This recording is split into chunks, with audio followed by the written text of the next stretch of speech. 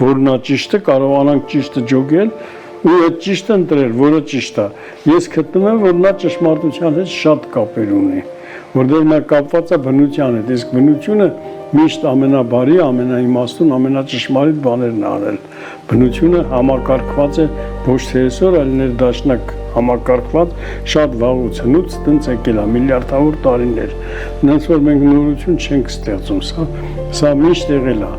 Այսինքն միշտ պետք է մենք ճշտի կողմը լինենք, ոչ թե ուրիշ բաներ։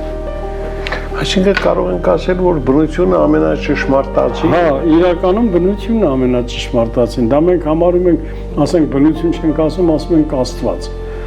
Բայց Աստվածը դա չի, Արարիչ հետ ուրիշ բան է, որ ստեղծել է։ Աստված, այսինքն վերևում ապրող, հայերեն նշանակում է վերևում ապրող, ավելի մարդուց ավելի զարգացման բարձր մակարդակի վրա է։